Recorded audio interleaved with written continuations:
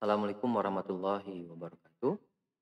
Anak-anak kelas 7, hari ini Bapak berikan kisi-kisi soal PTS Akidah Akhlak yang mudah-mudahan ini membantu memberikan gambaran terkait tentang PTS yang akan kalian ikuti dan sekaligus sebagai pembelajaran latihan soal yang mudah-mudahan ada beberapa yang muncul atau keluar pada saat nanti kegiatan PTS.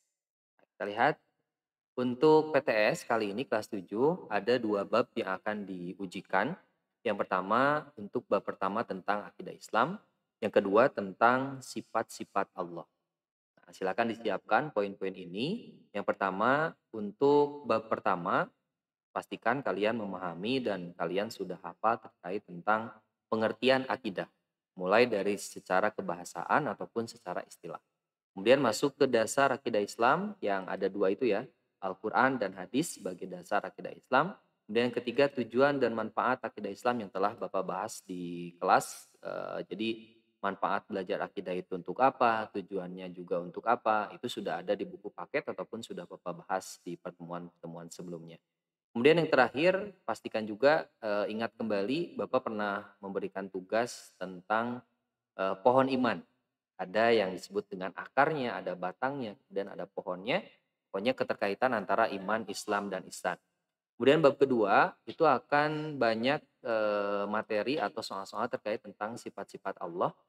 Yang terbagi tiga ada sifat wajib, ada mustahil, dan sifat jaiz bagi Allah. Nah silakan kalian juga pastikan memahami sifat wajib itu apa, sifat mustahil itu apa, dan sifat jaiz itu apa. Sifat wajib yang jumlahnya 20, mustahil juga ada 20, dan sifat jaiz bagi Allah pun hanya satu. Berikut juga disiapkan materi-materi terkait tentang sifat nafsiyah, salbiyah, ma'ani, ma'nawiyah.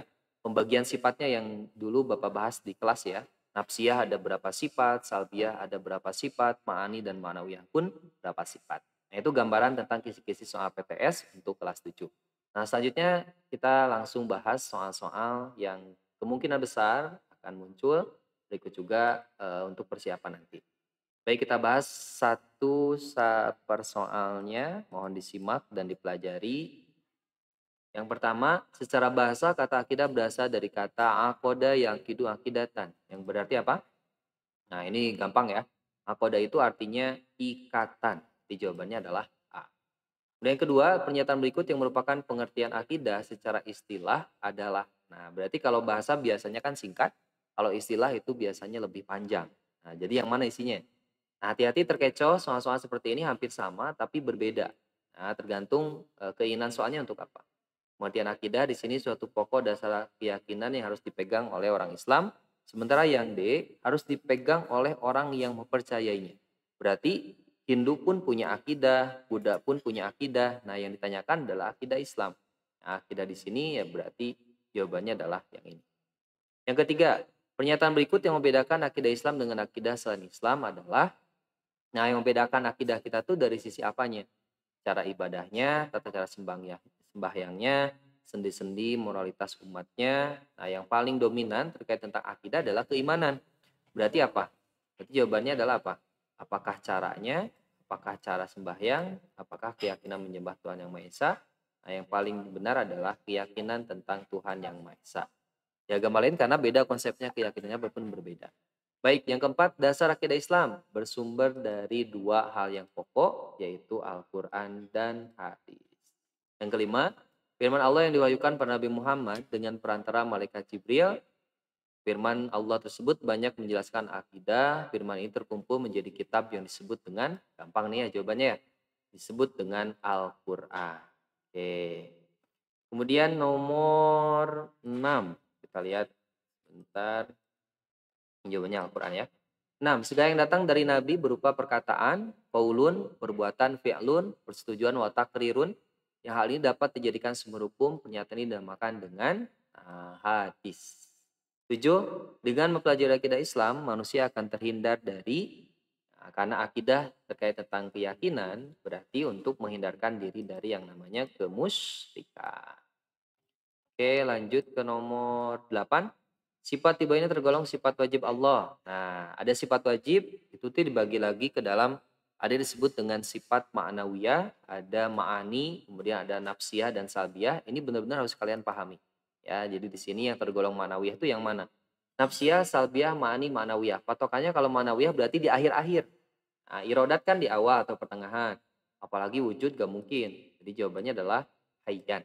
Hayyan, sami'an, basiron, mutakal, lima. 9. Sifat yang berhubungan dengan zat Allah semata disebut dengan sifat nafsiyah. Apa? 10. Sifat wajib dua ini yang bukan tergolong sifat wajib bagi Allah salbiyah adalah salbiyah urutannya yang keberapa?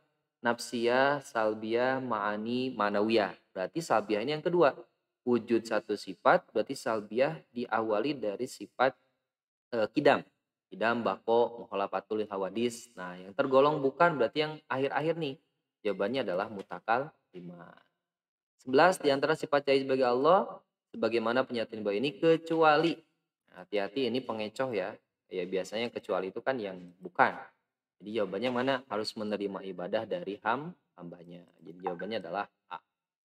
12 timbulnya peristiwa alam berupa semburan lumpur yang terjadi di Sidoarjo mengakibatkan banyak pemukiman warga, fasilitas umum itu terganggu sekaligus masyarakat tidak bisa beraktivitas seadanya. Kejadian ini menunjukkan bukti Allah benar-benar bersifat yang artinya maha kuasa berarti adalah kudro. Ada ayat dalam surat Yasin innama amruhu idza arada syai'an ayyakul lahu kun fayakun. Apabila Allah berkehendak berarti jadilah sesuatu itu yang diinginkan Allah Subhanahu wa taala. Ini sifat irodat. 14 sifat yang tidak mungkin berarti sifat mustahil. Yang wajib itu harus ada, mustahil tidak boleh atau tidak mungkin. 15 di bawah ini yang tergolong sifat mustahil ma'nawiyah adalah nafsiyah, salbiyah, ma'ani, ma'nawiyah yang tadi. Berarti di akhir-akhir. Nah, abkama terakhir. Nah, itu gambaran soal yang bisa jadi muncul. Jadi silakan dipelajari sedemikian rupa di buku paket ataupun di buku tulis catatan-catatan selama kegiatan pembelajaran akidah akhlak. Mohon dibaca-baca lagi jangan sampai tidak dipelajari. Ya, itu saja anak-anak, mudah-mudahan diberikan kemudahan, kelancaran, hasilnya pun memuaskan. Alhamdulillahirrahmanirrahim. Assalamualaikum warahmatullahi wabarakatuh.